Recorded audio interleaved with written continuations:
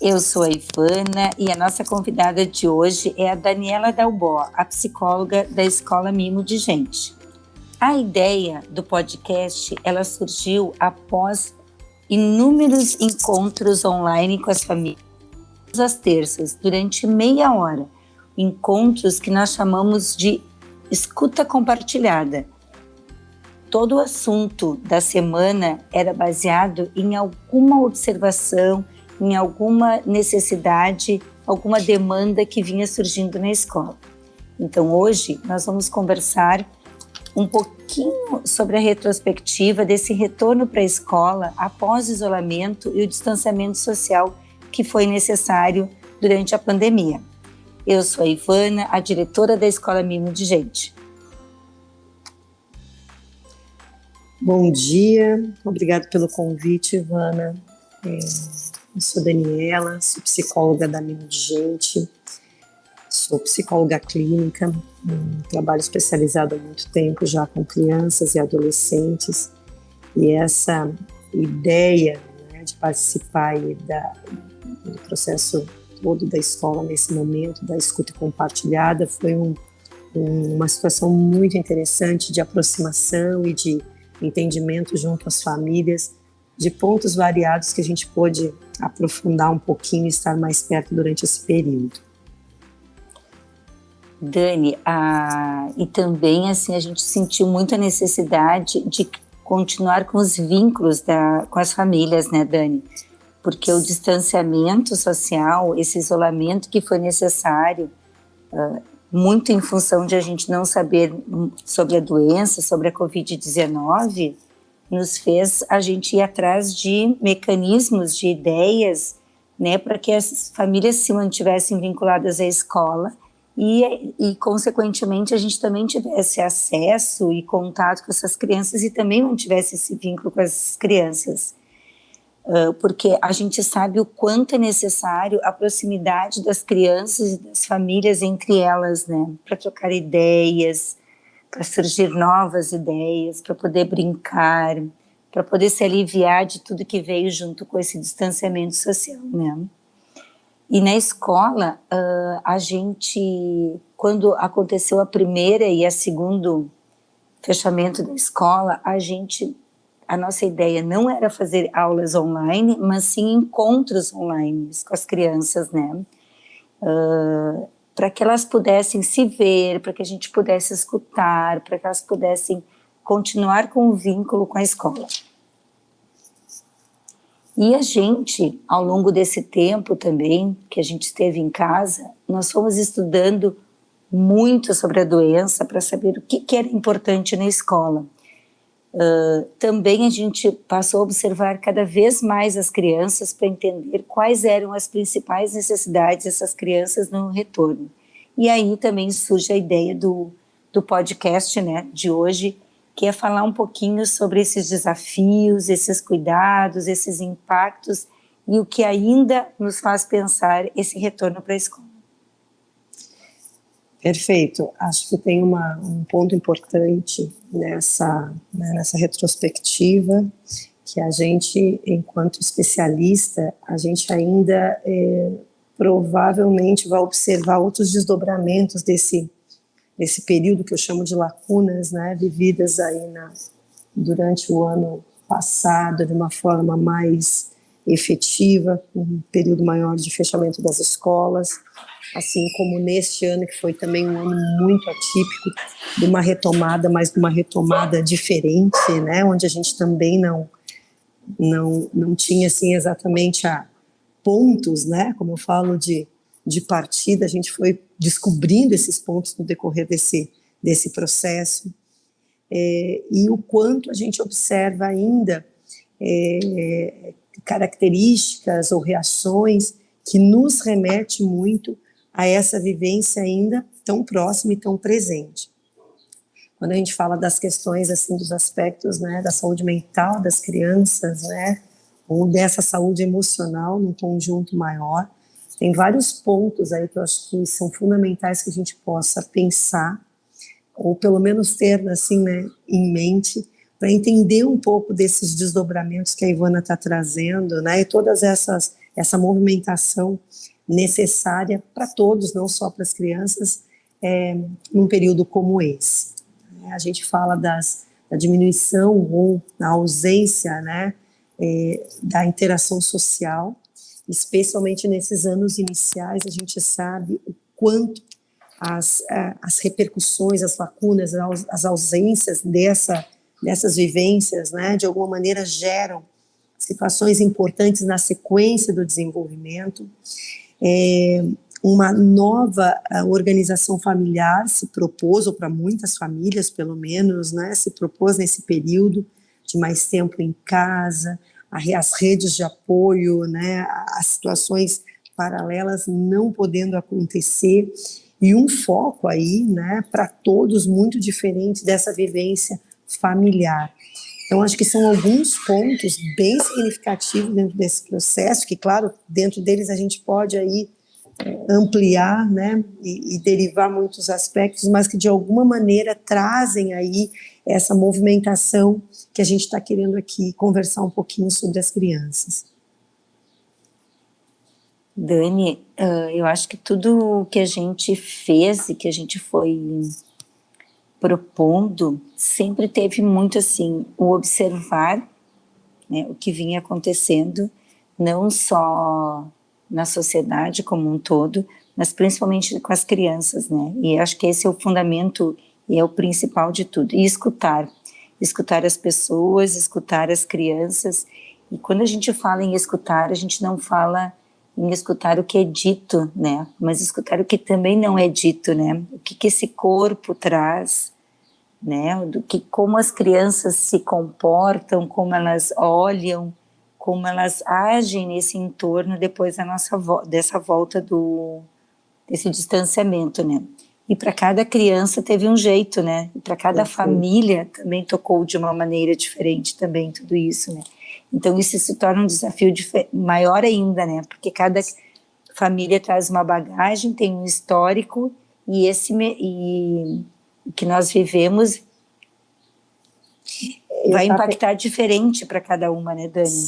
Sem dúvida. E eu estava pensando, né, assim, tendo a referência da educação infantil, então esses anos iniciais, em cada etapa, em cada faixa etária, a gente teve características, situações muito, né, temos, né, características, situações muito particulares, vividas ou não vividas, como eu falo, né, com a referência anterior, mas um aprendizado dentro desse, né, processo todo que estivemos em isolamento ou distanciamento. Mas eu estava pensando, Ivana, que duas palavras que a gente usou muito durante todo os nossos encontros, né, desde o início com a equipe, no primeiro momento, depois com as famílias, a gente falou muito em escuta e muito em conexão, né, conexão, assim, ou novas conexões, né, de exercitar isso, de poder buscar isso, de encontrar naquilo que a gente estava vivendo essa nova conexão. Então a gente falou, acho que quase todos os assuntos tratados ou os pontos, né, feitos tanto com a equipe de educadores e professores quanto com as famílias, assim como a gente conversando com as educadoras, a gente solicitava muito, né, a escuta daquela criança, daquela família, os acessos que a gente estava tendo numa circunstância tão diferente dentro da casa das pessoas, quando assim permitiam, né, e as crianças participavam das atividades e propostas, o quanto a gente precisou aí escutar, olhar, para exatamente estabelecer ou entender que nova conexão é essa que a gente estava fazendo. E eu acho que aí derivou muitas outras situações nas questões afetivas, de aproximação, de entendimento, que foram, de alguma maneira, sendo construídas, né, nessa caminhada toda.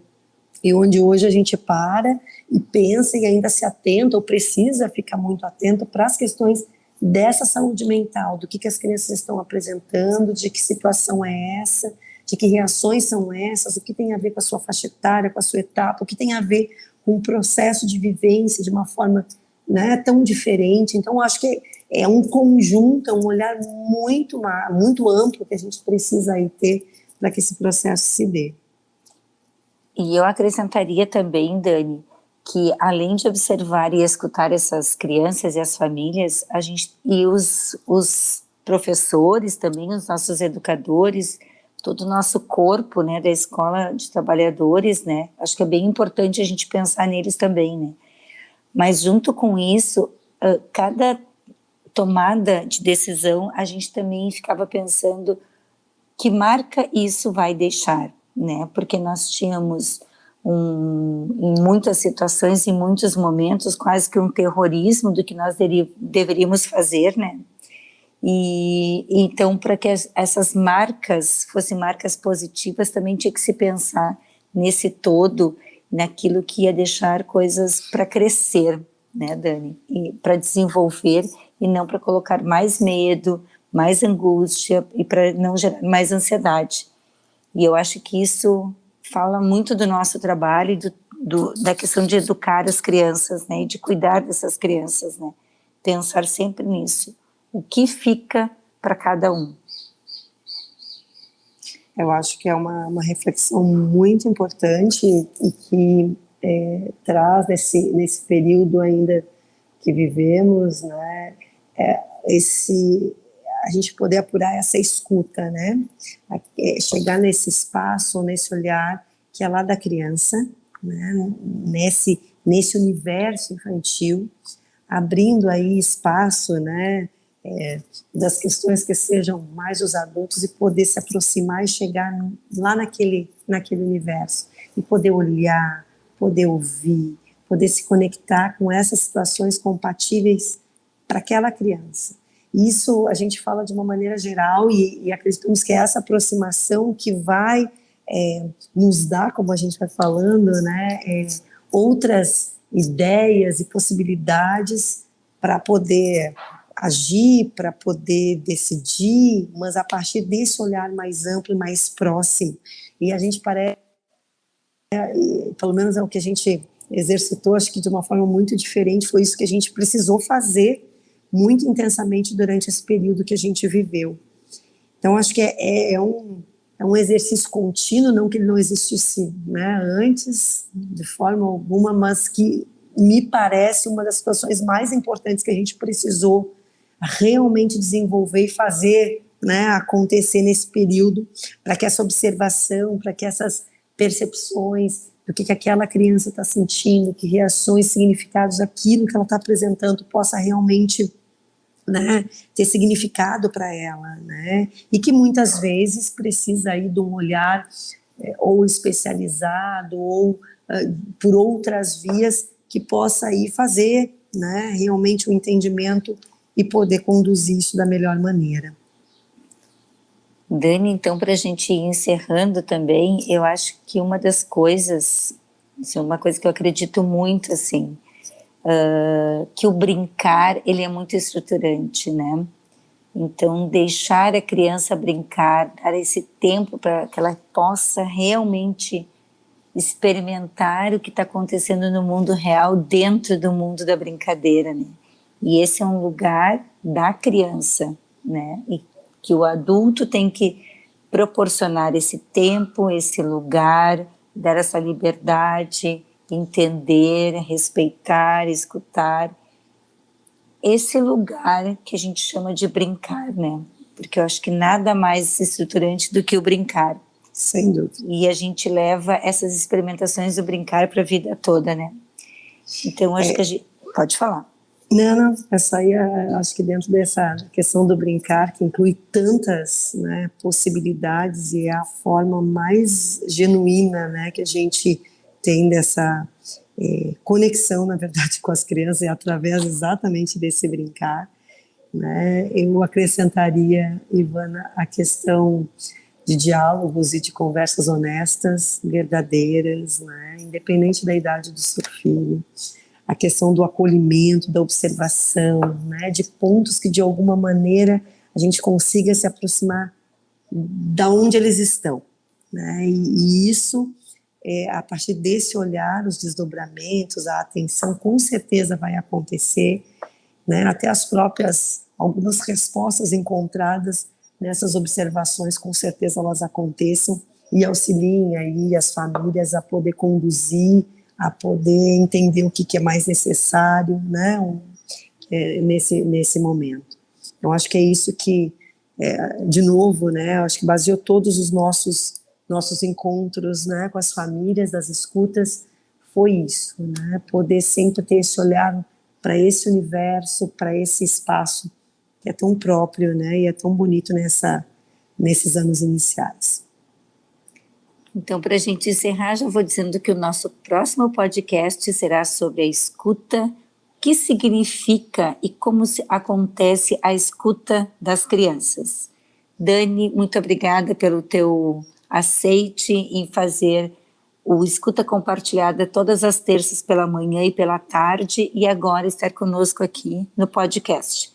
Um beijo para todos. Beijo. Ivana, eu agradeço demais assim, a oportunidade de poder ter feito parte até então desses quase 2 anos aí do trabalho com as famílias, né, nesse formato tão diferente, mas que eu acho que também nos aproximou muito, né, de uma outra forma. Obrigada, até a próxima. Até a próxima.